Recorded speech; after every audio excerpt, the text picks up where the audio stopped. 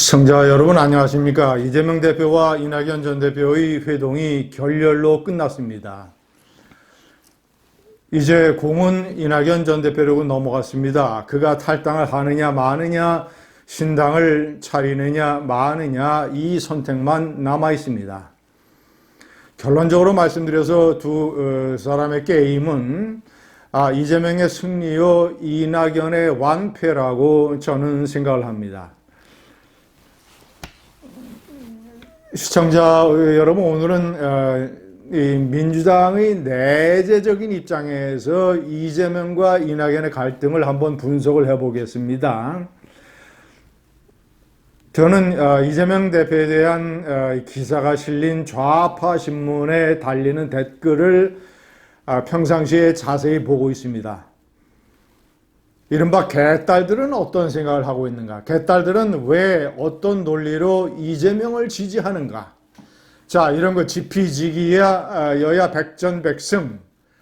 우파로서 이 좌파 정당 민주당의 생리를 정확하게 이해를 해야, 개딸들의 의식구조를 정확하게 인지를 해야 총선이라는 전쟁에서 승리를 할 수가 있습니다.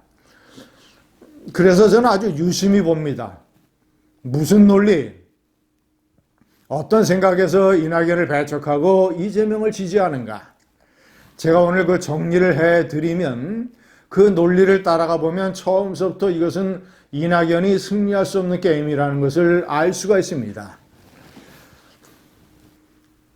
아주 간단하게 결론적으로 몇 가지 워딩을 말씀드리면, 그들에게는, 민주당의 강성 지지자들에게는, 자, 민주당 지지자들 사이에서 이낙연 대표 체제로 총선을 치러야 된다는 의견이 70%, 60% 사이가 됩니다. 이재명이 물러나야 된다는 것을 지지하는 사람들의 따블입니다. 따블. 자, 그렇다면 그 사람들의 생각이 무엇인가? 왜 이재명을 지지하는가? 흔히 이제 우파정당 국민의힘이나 윤석열 정권에서 공격을 하는, 그리고 상당히 일리가 있는 정도가 아닌 이재명의 사법 리스크. 그러나 그 문제가 민주당의 강성 지지자들에게는 별 문제가 아닙니다. 핵심적인 워딩은, 문제가 되는 것은 이재명의 사법 리스크가 아니라 이낙연의 무능 리스크다. 이런 말들을 하고 있습니다. 자, 이재명의 사법 리스크에 대해서는 어떻게 생각하느냐? 첫째, 사법 리스크라는 게 어제 오늘의 일이 아니다. 최근에 들어와서 재판에 출석을 하고 있지만, 이재명의 사법 문제라고 하는 것은 어제 오늘이 아니라 대통령 선거 때부터 지속이 되어 온 것이다. 자, 대통령 선거 이후에 계양을 보궐선거, 송영길이 지역구를 양보한 그 보궐선거에서 이낙연이 상당한 표차로 당선됐다. 자, 세 번째, 이후에 열린 민주당의 전당대회에서, 당대표 경선에서 최종 투표에서 이재명이 박용진 후보를 77.77%라고 한 압도적인 표차로 승리를 해서 민주당의 당대표가 됐다. 자, 그리고 24일간의 이 단식 투쟁을 거쳤다.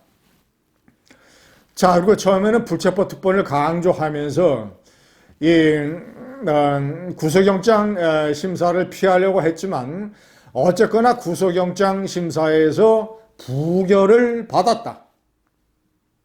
자, 가장 중요하게는 여섯 번째, 자, 그러한 여러 가지 사법 리스크에서도 불구하고 강서구청장 선거에서 17%포인트라는 압도적인 압승을 거뒀다.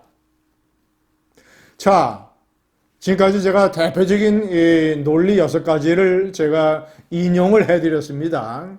민주당의 강성 지지자들, 개딸들의 시각에서 봤을 땐 이 6개의 강을 건넌, 그리고 가장 중요하게는 이 권리당원, 대의원, 일반당원, 국민 여론조사에서 77%의 압도적인 표차로 당대표로 선출이 됐는데, 이낙연 그리고 강서구청장 선거에서 압승을 했는데 이낙연 전 대표나 정세균 전 총리 같은 사람이 무슨 자격으로, 무슨 근거로 대표를 사퇴하라 하느냐.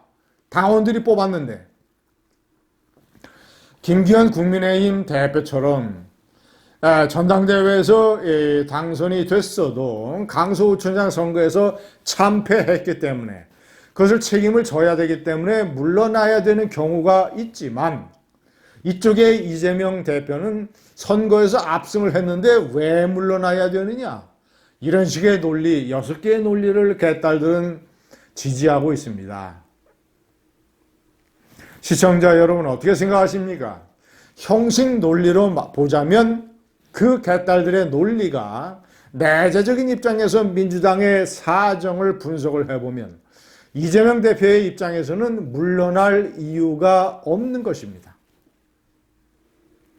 제가 봤을 때는 이낙연 전 대표는 결코 이길 수 없는 싸움, 아니 싸움도 되지 않는 싸움을 걸었습니다. 민주당의 개딸들의 논리로 예를 들어 윤석열 검찰 권력이 이재명 대표를 부당하게 탄압할 때 개딸들의 논리에 따르면 이낙연 전 대표 당신은 어디가 있었느냐? 미국에서 편안하게 연수 생활을 즐기지 않았느냐? 자, 그런데 돌아와서 왜 갑자기 사퇴를 요구하느냐? 자, 이낙연을 따르는 이낙연계의 이병훈 광주 의원조차도 반대를 하고 신당에 대해서 반대를 하고 원칙과 상식의 4명의 비명계 대표 의원들도 왜 이낙연 전 대표가 서두르냐라고 반대하고 민주당의 텃밭인 호남의 전남도당 고문단이 반대하고 의원들 167명 중에서 연대 서명을 해서 이낙연 신당에 반대하는 연판장에 117명이나 서명을 하고 이런 상황에서 무슨 논리로 이낙연 전 대표가 이재명 대표대로 통합비대위 즉 이재명 대표의 사퇴를 요구할 수 있느냐. 처음부터 게임이 안 됐습니다. 친문계를 이끌고 있는 문재인 전 대통령마저 한참 이낙연 신당론이 불거졌을 때 자, 이재명 대표 민주당의 경남도당에 특별당비 500만 원을 냈습니다. 저는 그때 벌써 판단을 했습니다. 이 게임은 끝났다. 문재인이 이재명의 손을 들어줬다. 문재인과 이재명은 동병상련입니다. 문재인 입장에서 봤을 때는 월성 1호기 경제성 조작 사건, 자, 그리고 이 울산시장 선거 공작 사건, 최근에 다시 불거진 통계 조작 사건. 자, 이러이러한 것들로 인해서 자신들의 수하, 그리고 월북 조작 사건. 자, 이런 걸로 인해서 자신의 핵심 참모들이 줄줄이 감옥에 가고 재판을 받고 있는 상황에서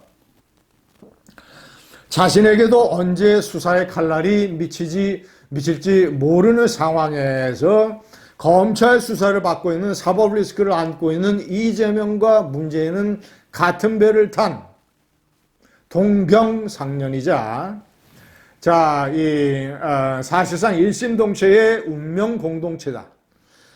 때문에 이재명 대표 체제가 유지돼야 문재인에게 유리하고 그런 문재인과 문재인계는 이재명을 지지하고 있는 것입니다. 자, 이제 민주당 쪽 상황은 정리돼 가고 있습니다. 이런 이재명 대표의 민주당에 맞서서 총선에서 승리하느냐 여부는 한동훈 위원장과 국민의힘에 달려 있습니다. 감사합니다.